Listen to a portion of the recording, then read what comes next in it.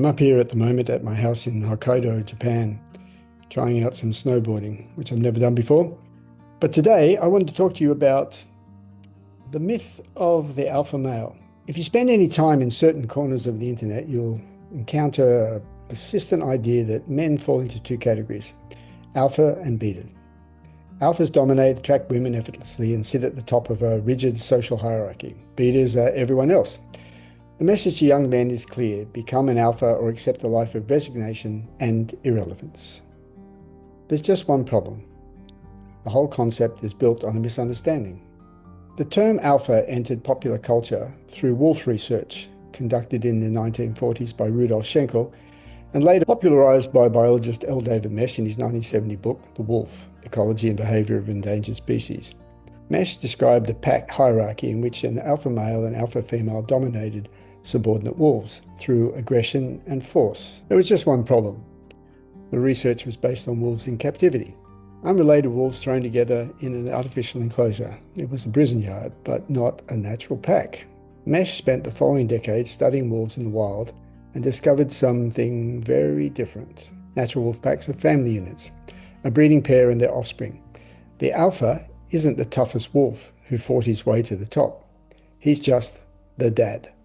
The leadership is based on experience, provision and care, not dominance and aggression. Mesh has spent years trying to correct the record. He's asked his publisher to stop printing the original book. He's written papers, given talks, and publicly stated that the alpha concept, as people understand it, is wrong. But the myth had already escaped into the culture.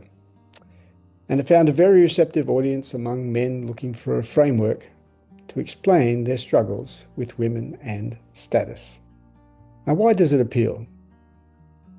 Well, the alpha male myth is seductive because it offers a simple answer to a complicated problem.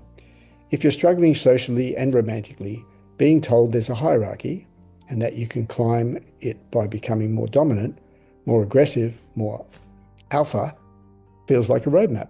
It also feels scientific. It has the language of biology, alphas, betas, dominance hierarchies. It sounds like nature is on your side if you just man up. But human social dynamics are nothing like a wolf enclosure. We don't live in a rigid, linear hierarchy. Human status is fluid, contextual, and multidimensional.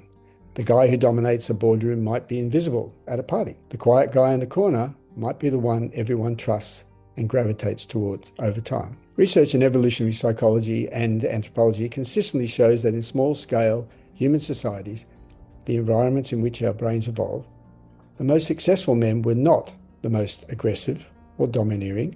Overtly dominant men were often ostracized, punished, or even killed by coalitions of other group members. Anthropologists, like me, call this reverse dominance hierarchy, where the group actively suppresses bullies. The men who thrived were those who demonstrated pro-social dominance, competence, generosity, reliability, humor, and the ability to build alliances. Not chest thumping, but coalition building. If you want to see this play out in real time, look at what happens when men are placed under extreme pressure. On August 5th, 2010, the San Jose copper gold mine near Copiapo, Chile, suffered a catastrophic collapse. A single massive slab of rock, roughly the size of a 45-story building, broke loose and sealed the main access tunnel. 33 miners were trapped approximately 700 meters underground in a network of tunnels and a small emergency refuge no bigger than a studio apartment. Temperatures exceeded 30 degrees Celsius with near total humidity. They had a 2-day emergency food supply, designed for far fewer men, and no immediate communication with the surface. For the first 17 days, the outside world didn't even know if they were alive. In the initial hours and days following the collapse, the shift supervisor, Luis Azur, and a handful of the more assertive, experienced miners took charge. They rationed the meagre food supply. Each man received roughly 2 spoonfuls of tuna, half a biscuit, and half a glass of milk every 48 hours. They organized the space, assigned roles, and maintained a semblance of order in conditions of absolute uncertainty. This was dominance leadership in its most functional form. Directive, decisive, necessary. When everything is chaos, someone needs to stand up and say, here's what we're doing. But as days became weeks and weeks became months, a different kind of leadership emerged. The group began to fracture under the psychological strain. Claustrophobia, despair, interpersonal conflict, and the crushing uncertainty of whether rescue would ever come. Some men withdrew, others became volatile. The initial command and control approach that had been essential in the first 48 hours started generating resentment. What emerged was a shift towards what researchers call prestige leadership. Certain miners, not necessarily the loudest or most physically imposing, became the emotional anchors of the group. Mario Sepulveda, known for his energy and humour, became the group's morale officer, organising activities and keeping spirits alive. Yoni Barrios, who had basic medical training, took on the role of group medic, tending to the men's physical ailments and becoming a quiet source of trust.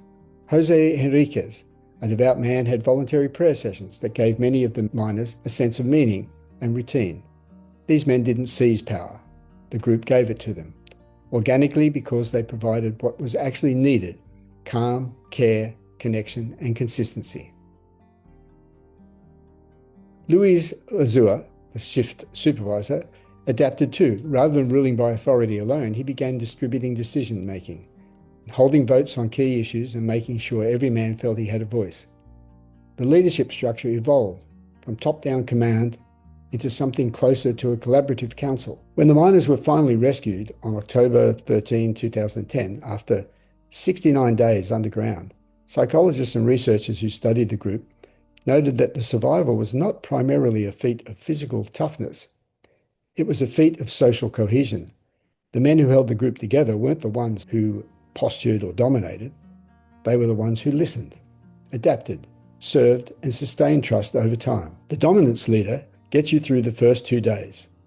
The prestige leader gets you through the next 2 months. That distinction, dominance versus prestige, turns out to be one of the most well-supported findings in human status research. And it maps directly onto attraction. Women consistently prefer prestige-based status over dominance-based status. The man who earns respect is more attractive. So if we're going to use the word alpha at all, and I'd rather we didn't, what would a genuine list of high-status male traits actually look like? Well, it's not the internet version. The one backed by research across cultures, across history, across every environment where men have been studied under pressure. Confidence without arrogance, decisiveness under pressure, emotional regulation, not suppression, accountability, owning mistakes without collapse, protectiveness without possessiveness, competence in the domain that matters to the group, humor, especially self-deprecating, which signals security, generosity with resources. Notice what's missing from that list: aggression, intimidation, emotional unavailability, refusal to show vulnerability. These are the traits the internet bolted onto the alpha concept, and they're precisely the traits associated with fragile self-esteem and social rejection in long-term group dynamics. In my experience, men who feel the need to actually call themselves alphas are telling on themselves. Generally, confident men don't need a label. Their behavior speaks for itself. Research on what psychologists call hubristic pride versus authentic pride confirms this. Men who loudly broadcast dominance tend to be compensating for an underlying insecurity, while men with real quiet confidence don't need to announce it. Jessica Tracy's research at UBC on these two types of pride is worth reading. Her book, Take Pride, lays it out clearly. Here's where it gets practical. Because if you're watching this, there's a good chance part of your interest in the alpha concept is about attracting women. The research is clear. Women are attracted to confidence, not dominance. There's a crucial difference. Confidence says, I'm comfortable with who I am. Dominance says, I need you to know I'm above you. One is attractive, the other is a red flag. Studies consistently show that women prefer men who display prestige, earned respect based on skill, knowledge, or character, over men who display dominance through intimidation or aggression. Prestige-based status is associated with longer relationships, greater partner satisfaction, and more genuine attraction. Now, that's not to say you can't fake it with arrogance. I interviewed a lot of women in nightclubs, and I asked them, if you had to go back and point out the one thing that attracted you to your ex that you now know was a mistake, what would it have been? And they all answered, arrogance. Because arrogance comes across as confidence, when in fact it's a totally different thing. But sometimes it's hard to tell the difference. And besides, Women also rate kindness, humor, and emotional intelligence as highly attractive traits, particularly for long-term partners. These aren't beta traits, they're the traits of a man who's actually secure in himself. The idea that women only want aggressive, emotionally unavailable men is a story insecure men tell themselves to explain rejection without having to examine what they might actually need to work on. Let's have a look at the incel trap. The alpha-beta framework is particularly damaging for young men who feel isolated or rejected. It tells them the game is rigged, that genetics and dominance determine everything, and if you weren't born an alpha, you're destined to lose. This is not only wrong, it's dangerous. It breeds resentment towards women, learned helplessness, and a victim identity that becomes self-reinforcing. If you believe you can't succeed, you stop trying. If you stop trying, you don't succeed. And the framework says, see, you were right, you're a beta. The truth is far more empowering and far more demanding. Attractiveness in men is largely built, not born. Fitness, social skills, emotional regulation, humor, purpose, competence, these are all developable. They require effort, vulnerability, and a willingness to fail and learn. That's harder than memorizing a dominance hierarchy, but it actually works. So what to do instead? If you've been drawn to the alpha male framework, I'm not here to shame you, the desire to be respected, to attract a partner, to feel competent and valued, those are legitimate human needs. You're not wrong for wanting them, but the map you've been given is leading you off a cliff. Here's what the evidence actually supports. Build your body, not to intimidate, but because physical fitness increases confidence, self-esteem, and health. A moderately muscular, functional body is more attractive to women than an extreme one, and it signals discipline and self-respect. Develop social skills, not manipulation tactics or game, but genuine ability to listen, connect, be present, and make people feel valued. These are skills. They can be learned. Find purpose beyond women. The most attractive quality in a man is that he's building a life he's genuinely engaged in. Women are drawn to men with direction, passion, and substance. If your entire identity is organized around attracting women, that's the least attractive thing about you. Cultivate emotional resilience, not the fake stoicism that the alpha framework sells, where you suppress everything and call it strength. Real resilience means you can sit with discomfort, handle rejection without collapsing, and be honest about what you're feeling, without being controlled by it. Earn respect, don't demand it. Prestige beats dominance in every study, in every culture, across every time period researchers have examined. Be good at something. Be reliable. Be the person others want in their corner. The real framework. Forget alpha and beta. These categories don't exist in human psychology the way the internet presents them. What does exist is a spectrum of behaviors, some of which build genuine connection, respect, and attraction, and some of which push people away. The man who's quietly competent, who treats people well, who has a sense of humor about himself, who's working towards something meaningful, and who takes care of his body and mind, that man doesn't need a Greek letter to define his worth. He's not an alpha, he's not a beta, he's just a good man doing the work. And that's more attractive than any dominance display you'll ever perform.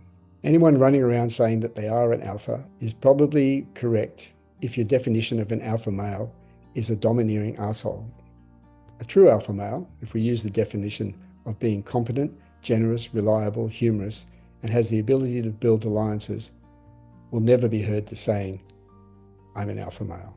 Anyone who says that is either a bully or insecure, and probably both. So embody the second definition, and with a bit of grooming and the understanding of evolutionary principles, life will naturally hand you the keys to the kingdom. Good luck, and don't call yourself alpha.